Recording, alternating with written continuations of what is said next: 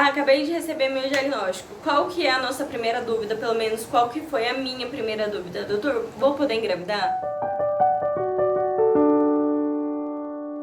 Oi pessoal, tudo bem com vocês? Para quem ainda não me conhece, meu nome é Miriam, eu tenho 28 anos e sou portadora da doença de Crohn.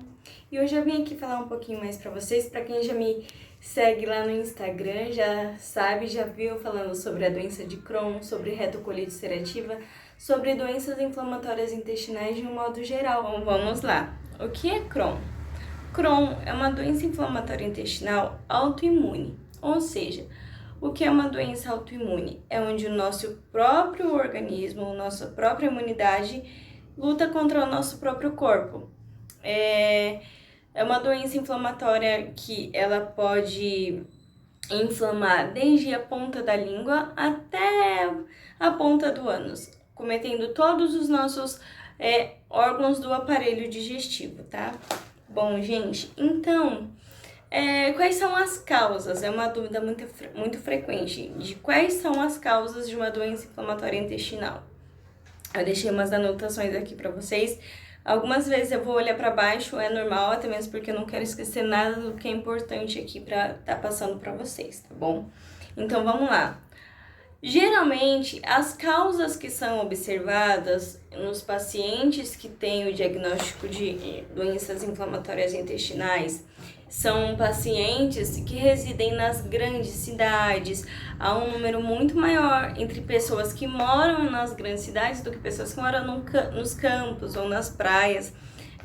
Acredita-se que isso pode se dar ao grande estresse que é morar nessas grandes cidades, poluição, má alimentação.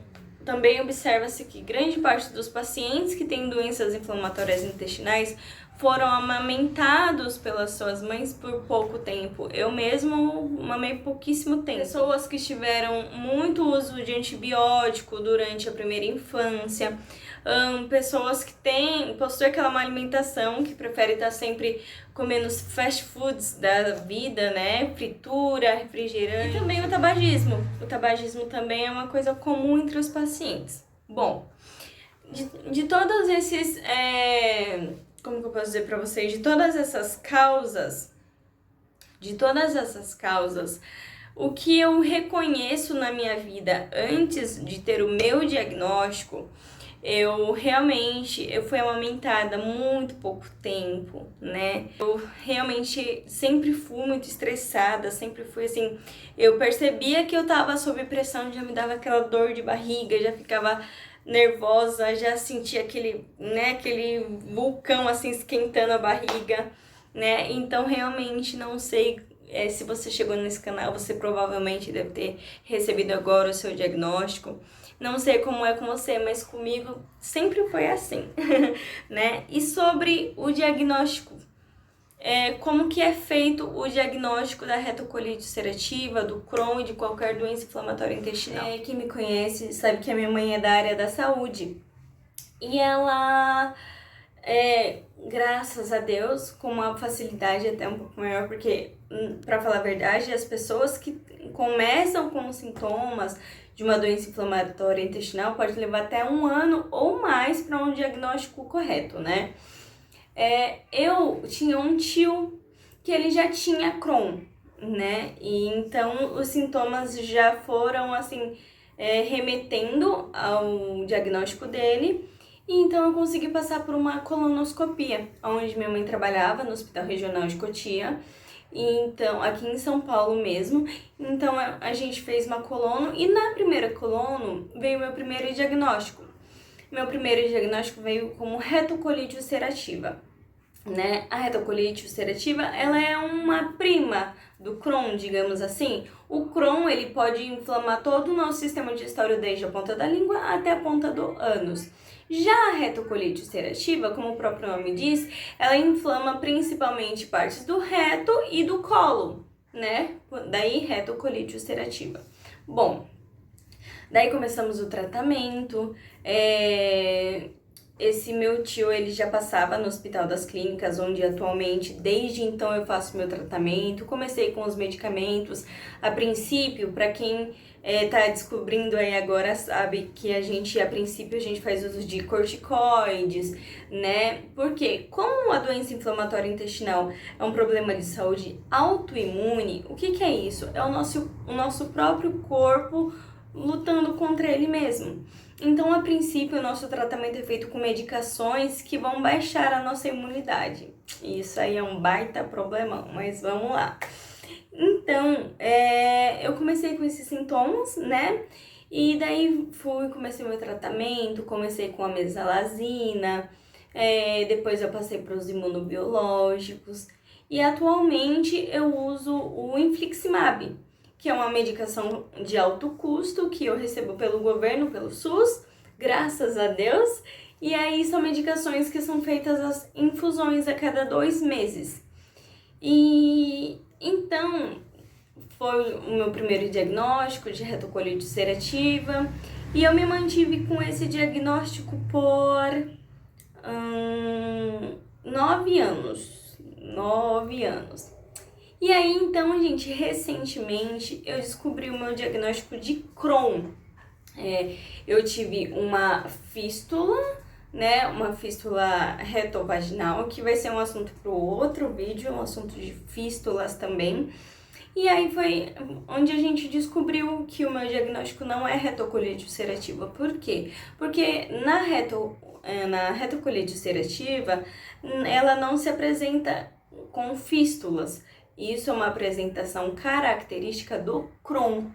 Então, a partir daí, o meu CID mudou, o meu tratamento mudou, tudo isso mudou a partir dessa fístula, que vai ser um assunto para o próximo vídeo. Bom, para chegar no diagnóstico, a gente primeiro tem os sintomas. No meu caso, o que é uma particularidade, porque cada paciente das DIs, que são as doenças inflamatórias intestinais, tem a sua peculiaridade, tem a sua particularidade, cada um, o Crohn se manifesta de uma maneira diferente. A gente tem há pouco tempo, a gente viu o Evaristo Costa, que é um jornalista muito renomado da Globo, e ele falou sobre os sintomas dele, né, que é muito diferente ou não de um paciente para outro.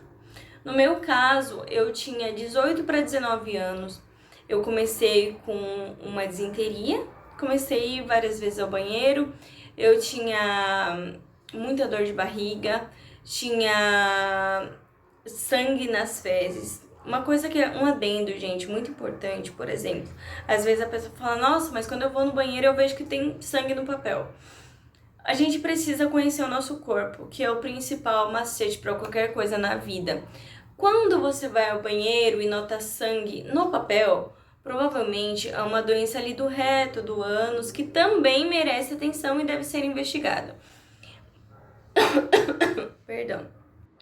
Mas, falando sobre doença inflamatória intestinal, quando o sangue é pingado, que você vê ou no meio, misturado com as fezes, ou sobre as fezes, mas no vaso, aí merece atenção. Às vezes você fala assim, mas eu vi isso, esses dias eu fui no banheiro e eu vi isso, mas passou. Tenha atenção. Por ser uma doença crônica, os sintomas, eles ficam aí de no mínimo 3 meses. Se é uma coisa assim que veio, você passou, foi no médico e passou, maravilha. Sempre tem tempo pra gente melhorar a nossa alimentação, melhorar a nossa qualidade de vida. Sempre dá tempo, mas sempre a gente fica muito atento ao que o nosso corpo tá falando pra gente. Então, as minhas fezes estavam com sangue, mas não era pouquinho sangue, era muito sangue, muito sangue. E não era mais fezes normais, já eram muito aquosas, muitas vezes ao banheiro. Quando a gente está em crise da retocolite, do Crohn, de qualquer doença inflamatória intestinal, a gente pode chegar aí até 30 vezes ao banheiro ou mais. Então, imagina um ser humano que vai 30 vezes no banheiro. É muito complicado. Claro que com certeza aí também um dos sintomas, perca de peso, perca de apetite. Tem apetite, a gente não quer comer, porque sabe que vai passar mal. Então, A maioria dos diagnósticos de Crohn e retocolite ulcerativa se inicia aqui, ó. Nessa parte aqui, final do nosso intestino, a parte do ilho terminal, né? E geralmente as dores são caracterizadas por serem aqui no canto inferior do nosso lado direito do nosso intestino. Pode ser diferente? Pode ser diferente. Tem paciente que é do outro lado, é igual eu falei pra vocês, não é uma regra, cada paciente vai ter um sintoma. Quando se tem um paciente na família é mais fácil, mas quando é uma coisa nova, porque, gente, venhamos e convenhamos, até hoje eu nunca conheci ninguém que nasceu com isso.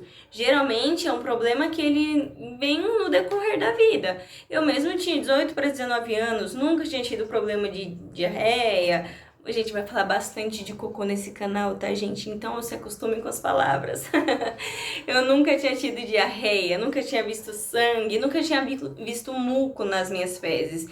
Então, como que ontem eu tava bem? Não que o nosso corpo seja assim de um dia pro outro, mas a gente, às vezes, é o que eu tava falando, o corpo vai dando sinal e a gente não presta atenção no nosso corpo. E foi o que aconteceu. Mas eu vejo isso hoje, com 28 anos. Na época eu falava, gente, como que pode? Até ontem eu era normal. Até esses dias eu tomava leite, tomava café, o que hoje em dia eu não posso mais. Se eu sei que eu vou sair de casa, eu evito ao máximo café com leite, Nescau, até às vezes almoçar. Dependendo de como tiver o trabalho do meu intestino, se eu sei que eu vou sair, eu nem como. Prefiro comer quando eu voltar e é uma coisa muito comum para quem tem esse tipo de problema. Mas na época eu falava, gente, como que pode? Como que foi assim tão de repente? Como que foi de um dia pro outro? Né? Imagina, eu com 18 anos, no auge, né? Assim, querendo trabalhar, querendo estudar, querendo viver. Eu tinha acabado de casar. Então, assim, foi muito difícil. E aí, para chegar num diagnóstico, quando você começa com esses sintomas, uma coisa que é de suma importância. Se você começou com esse diagnóstico, se você começou com esses sintomas e acha que tem alguma doença inflamatória intestinal, aí começa um grande tabu. Ó, começou a chover. Aí começa um grande tabu, gente. A maioria das pessoas, a nossa sociedade não tá pronta pra falar de cocô. A gente não tá pronto. Eu sei, porque eu nunca gostei. Eu era o tipo de pessoa que se alguém soltava um pum perto de mim, era o fim do mundo. Se eu sentisse qualquer cólicazinha, eu segurava até o último. Isso não é saudável. Tanto que eu tenho uma filhinha de 7 anos, mais pra frente eu vou falar da minha gravidez também com Crohn. Hoje minha filha tem 7 anos e eu falo pra ela, sentiu vontade de soltar pum? Educadamente, não também ser escrachada assim, né? Mas não segura, sentiu vontade de ir ao banheiro, eu sempre ando com lencinhos, sempre ando com papel higiênico, até mesmo porque o Crohn me exige isso. Como ela tá sempre comigo, falo, quer ir no banheiro? Vamos, a gente limpa, a gente faz tudo certinho, mas não segura. Porque eu sempre fui o tipo de pessoa que, eu tô no trabalho, eu não vou no banheiro. Eu tô na escola, eu não vou no banheiro. E eu, na época, um ano que antecedeu mais ou menos o meu diagnóstico, eu tava fazendo cursinho pra vestibular. Eu trabalhava, eu estudava, eu tava sempre na casa das minhas amigas estudando. Então, pra mim, eu não tinha tempo de ir ao banheiro. A gente que é mulher tem muito disso, né? Eu lembro que, eu tô no trabalho agora. Eu que não vou fazer cocô aqui no banheiro da empresa. Eu trabalhava num banco. Não, eu que não vou fazer cocô aqui no banco. Agora eu tô no cursinho. Não, eu não vou no banheiro não, no cursinho. É uma coisa que faz barulho, é uma coisa que fede. Não vou. Aí quando chegava em casa já cansada, eu tomava um banho e ia dormir. Nisso eu passava, gente, de semanas sem ir ao banheiro. De semanas. E isso não é saudável. Uma casa, a gente tem que entregar o lixo 3 vezes por semana, o lixeiro passa. E é muito lixo que a gente descarta, quanto mais no nosso corpo, né? Tudo que a gente come não pode ficar guardado. E eu sempre fiz isso. Sempre posterguei. né, posterguei, não, agora eu não vou no banheiro, não, agora não dá. E aí deu no que deu, né? E grande parte dos pacientes que depois de uma certa idade ficam com o intestino muito solto relatam isso, que segurava demais, ou que o intestino já era preguiçoso, que já não ia no banheiro. Então tudo isso, gente, vai interferindo na saúde do nosso corpo, né? E o nosso intestino é o nosso segundo cérebro. Todas as emoções, todos os comandos que o nosso cérebro manda, passa pelo nosso intestino. Não é à toa que desde criança a gente fala, ai meu Deus do céu, mãe, hoje tive uma prova na escola, tava tão nervosa que sentia até dor de barriga. Não é mentira. Tem mãe que não acredita, tá, você ficou com dor de barriga na escola hoje? Gente, é muito real, é muito real. Quando a gente passa por um grande estresse, automaticamente o nosso cérebro demanda toda aquela descarga para o nosso intestino. Quando você chega no gastro, você fala assim, doutor, mas qual é a causa? Qual que é a causa? De onde que veio? Ninguém na minha família tem esse problema. É o que eles falam, olha, é uma causa desconhecida ainda está sendo estudada, mas acredita-se que pode ter sido você já tinha informação genética e através de um grande estresse aquilo foi desencadeado. É a explicação que a princípio se tem, porque digamos, igual lá no início eu estava falando que pessoas que fumam estão entre o grupo das pessoas que têm doenças inflamatórias intestinais. Eu nunca fumei. Por outro lado, sempre já fui muito estressada, minhas emoções, a hora que eu percebo que eu tô em alerta, eu já não tenho aquele controle. Eu sempre fui muito, assim, nervosa, literalmente, eu me estressava e já dava aquele start, assim, na minha barriga, sabe? Então, gente, é o que eu sempre falo, de uns tempos pra cá eu consegui melhorar, venho estudando isso, até mesmo porque agora que eu já sou uma paciente, eu sei que é totalmente dependente disso as minhas crises. Às vezes eu tô bem, tô super bem, passo um estresse. Quer ver uma coisa que acontece muito comigo? Alguém fala assim, preciso te contar uma coisa, ou então, preciso falar com você. Eu tô super bem, tô lavando uma louça, tô lendo um livro, tô vendo filme. Não sei se vai dar pra escutar, mas tá chovendo muito. Qualquer coisa, depois eu tento tirar o ruído da chuva, tá? Mas voltando. Às vezes alguém fala assim, preciso falar com você, manda uma mensagem. Eu já fico tensa na hora. Quando a pessoa vai me responder, eu já tô no banheiro. Acontece muito isso. Preciso falar com você. Ou então,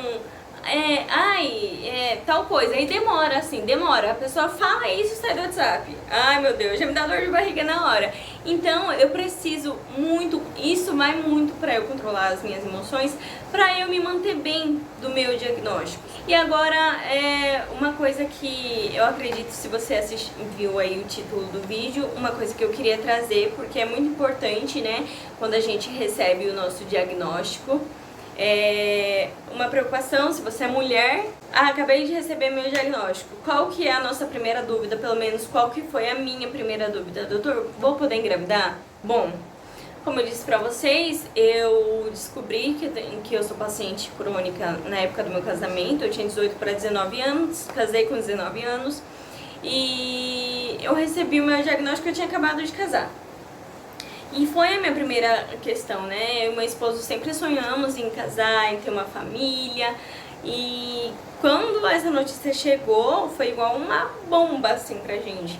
Porque quando a gente descobre, é porque a gente tá mal. Ninguém vai procurar o médico se tá bem. Quando a gente vai descobrir, é porque a gente já tá em níveis elevadíssimos da inflamação. No meu caso, pelo menos, foi. Então os médicos não me deram nenhuma explicação, eles só falaram assim, não, você não vai poder engravidar. Bom, gente, eu não sei se com vocês que chegaram até aqui nesse vídeo foi assim, mas de antemão, o que se é indicado para as pacientes que são portadoras do Crohn ou da retocolite ulcerativa? O ideal é que a gravidez seja planejada. Por que planejada? Se a paciente estiver em remissão, tranquilo, perfeito, tem como a gente gerar, tem como a gente passar os nutrientes suficientes para o bebê. Agora imagina, você que já chegou nesse vídeo, provavelmente você sabe, quando a gente tá ruim, a gente vai várias vezes ao banheiro, a gente não tem nutrientes nem para nós mesmas. Eu fiquei muito magrinha, teve uma época que eu tava muito magrinha. Eu tenho até uma conhecida que ela fala pra mim, deixa eu ver suas bochechas. Se eu tô com a bochecha gordinha, ela fala, então você tá bem. Agora, se eu tô mais magrinha, aí ela fala, não tá bem, né? Porque é muito assim, gente. Pra quem sabe, pra quem tem o problema da doença inflamatória intestinal, sabe? A gente tá bem, a gente consegue tranquilamente ir 3 vezes no banheiro, 2. Agora, quando a gente tá muito ruim, a gente vai até 30 vezes ao banheiro. É muito difícil. E nisso, a gente perde todos os nutrientes do nosso corpo. Então, imagina, você grávida, gerando uma vida, você não tem os nutrientes nem pra você, quanto mais pra uma criança. Aí fica complicado. Foi um desespero muito grande. Bom, assim que eu descobri a gestação, não demorou muito, eu acho que eu tava só com uns 10 dias de atraso, então foi bem rapidinho, né? Consegui descobrir a gestação e tudo, eu já fazia o tratamento contínuo no Hospital das Clínicas com a equipe da gastro. Já reportei para os médicos que eu descobri a gestação e tudo, e eles me encaminharam para fazer o meu pré-natal lá mesmo no Hospital das Clínicas. Então, eu comecei o meu pré-natal, até então de alto risco, sempre fazendo mais ultrassons do que o normal, porque quando a gente tá gravidinha, a gente já precisa fazer toda aquela bateria de exames, né? Porque a preocupação deixa de ser só a gente, a partir daquele momento a preocupação é o bebê. E então eles me falaram, né, olha, Miriam, sua gestação é de alto risco, a gente vai fazer de tudo para controlar a sua doença, para o neném nascer bem. E ali foi feito vários exames, né? E graças a Deus, gente, eu lembro que desde a partir do momento que eu engravidei, a doença fez isso aqui, ó, sumiu. Eu passei minha gestação super bem. Normalmente dizem que quando a gente tá grávida, a gente meio que entra em remissão, né? Tem gente que fala que é os mistérios do corpo. Pra mim é bondade de Deus mesmo, né? E aí eu segui bem a minha gestação. Foi uma gestação super saudável. Fizemos todos os morfológicos, né? Quando eu tinha 12 semanas eu descobri que viria a Estherzinha para as nossas vidas, nosso presente, nossa resposta de oração. E graças a Deus foi uma gestação super tranquila, eu não tive crises. Só que um adendo, gente, que é muito importante. Se você tá querendo engravidar ou se você descobriu que tá grávida e tem uma doença inflamatória intestinal, não pare o tratamento. Às vezes você fala, mas eu não posso tomar remédio porque eu tô grávida. Gente, as medicações, a maioria delas é liberada para uso de gestante. Mesalazina, tem outras medicações que eu passei por tantas que agora eu nem lembro, mas todas elas são liberadas para quando a gente tá gestante. Então, se você tá grávida, conversa certinho com o seu médico. Eu não sei se você passa com gastro, ou se você passa com procto, ou se você tá descobrindo tudo isso agora. Hoje a internet tá aí pra ajudar a gente, né? A maioria das medicações são liberadas pra gente tá tomando mesmo a gestante. Então, não para o seu tratamento. Por que você não pode parar o seu tratamento? A gente sabe que quando a gente tá em crise, a gente vai muitas vezes ao banheiro, a gente faz muita força. E isso, se você estiver em crise por volta lá dos seus 7 meses, pode sim acarretar em um aborto, né? Então, você precisa estar saudável para você gerar uma criança saudável, para você ter condições de cuidar da criança quando ela nascer. A gente sabe que o que demanda mais da gente não é nem tanto a gestação, é depois que o neném nasce, né? A gente tá bem pra gente cuidar do neném depois que ele nasce, pra não ficar indo tantas vezes ao banheiro, não ficar naquela incontinência terrível, né? Assim, enfim, é muito importante, não para o seu tratamento. Às vezes você pesquisa, nossa, mas eu vi que o remédio que eu tô tomando não é liberado pra gestação. Passa com seu médico, vai aonde você está fazendo tratamento, provavelmente ele vai te liberar uma outra medicação. O que não falta hoje em dia no mercado é opções de medicamentos que são sim liberados para gestantes. Tem os imunossupressores, tem os imunobiológicos, tem os diminuidores aí da inflamação do nosso corpo, todos eles visando o bem-estar da mãe e do bebê, beleza? Então, gente, é isso. Vamos lá, sobre as dúvidas frequentes. Eu acho que a maior dúvida é essa, em relação que gira em torno aí da gestação, né? Outra dúvida também que atormenta muito as mães e os pais é a preocupação de estar passando geneticamente para os seus filhos esse problema de saúde. Bom, segundo os estudos, gente, a possibilidades são mínimas. Existem? Claro que existem. Porém, graças a Deus, as chances são sempre as menores possíveis. Lembrando que o que é importante a gente fazer para prevenir os nossos filhos disso? Cuidar do âmbito, cuidar é o que dizem, né? Além da genética, tem a epigenética, que é mais importante ainda. O que é a epigenética? Epigenética é o meio que o cidadão vive é possível de influenciá-lo mais do que a genética. Então, infelizmente, eu tenho a genética que eu sou uma paciente crônica de doença inflamatória intestinal. O que eu vou fazer? Vou tacar salgadinho no meu filho? Vou parar de amamentar cedo? Vou dar porcaria? Não. Se você sabe que já tem essa predisposição, faz de tudo para você manter uma criança saudável. Se for possível amamentar, amamente o que é indicado pela OMS. Eu não tive como, não tem problema. Não tem problema, isso não é uma regra.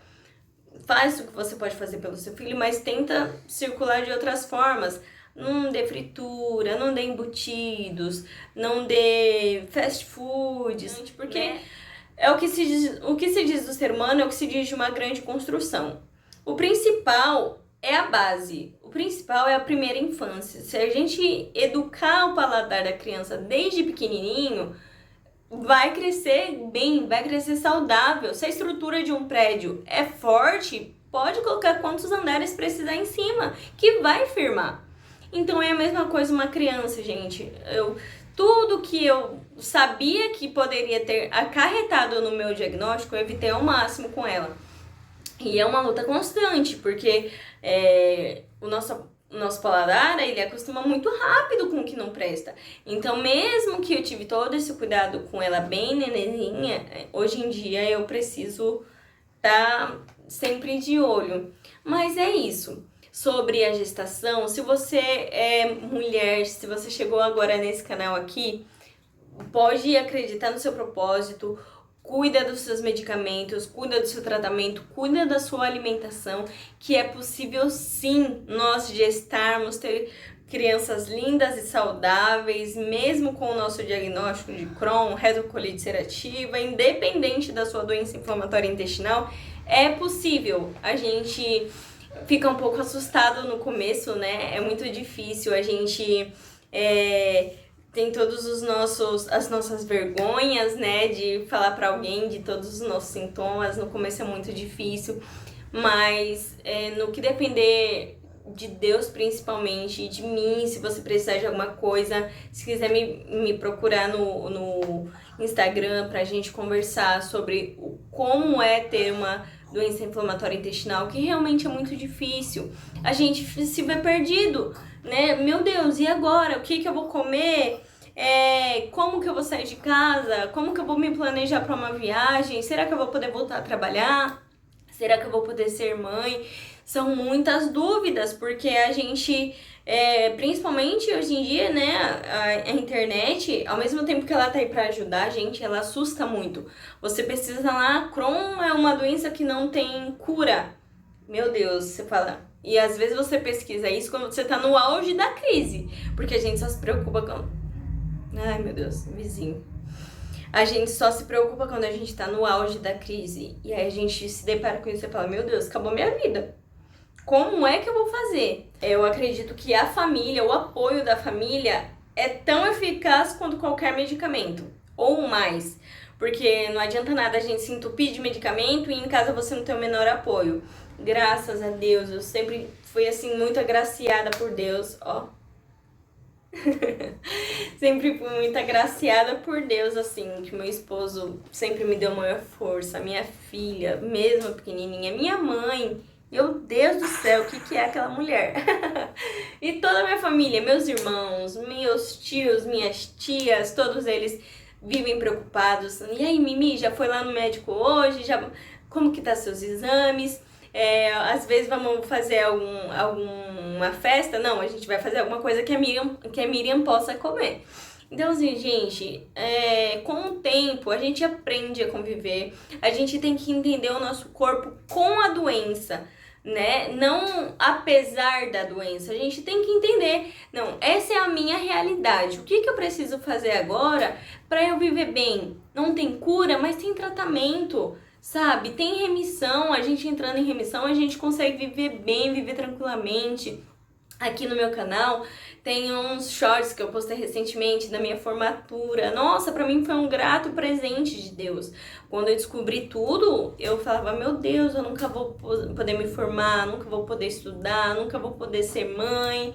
Sabe, e hoje, graças a Deus, eu vivo com a minha filha, com meu esposo, sou formada, né? Passei recentemente por algumas coisinhas que é assunto pro próximo vídeo, não tô exercendo por conta disso, mas passa, gente. Essa crise, essa parte mais difícil passa, né? E a gente aprende a conviver e no final vai dar tudo certo. Um beijo. Espero que eu tenha ajudado você de alguma forma. Vou trazer mais assuntos aqui sobre o Crohn, a retocolite. Deixei aqui pra gente, olha só que legal, o intestino, que aqui ele tá todas as nossas emoções, o quanto ele é importante pra gente, intestino, coração, que é super importante, né, ele que manda, e aqui porque eu vou trazer os assuntos de radiologia pra gente também, tá bom? Um beijo, até mais, tchau!